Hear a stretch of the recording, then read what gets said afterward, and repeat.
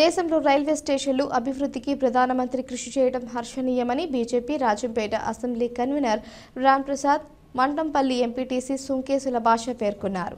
ఉమ్మడి కడప జిల్లా ఒంటిమిట్ట మండలం మంటపంపల్లి దగ్గర రైల్వే అండర్ పాస్ బ్రిడ్జిని వర్చువల్ పద్ధతిలో ప్రారంభం చేశారు. నమస్కారం, నేను doctor Ramprasad, assembly in-charge Rajampet. ఈరోజు మన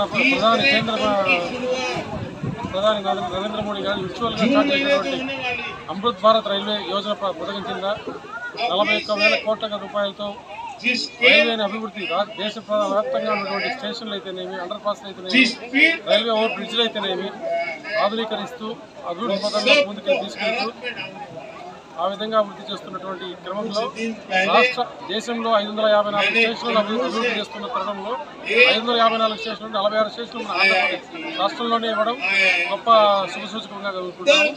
ఆ 46 స్టేషన్ ఆంధ్రప్రదేశ్ ఇచ్చినటువంటి స్టేషన్లలో రాజంపేట స్టేషన్ కూడా రావడం మనకు చాలా సంతోషకరమైన విషయం.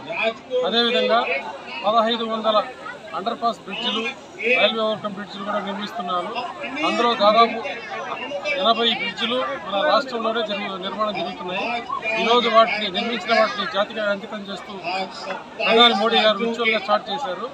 కొన్నిటికి శంకుస్థాపన మొదలు పెట్టారు. వీటన్నింటినీ జాతికి అంకితం చేస్తూ ఈరోజు ప్రధాని మోడీ గారు కార్యక్రమం పూర్తి జరిగింది.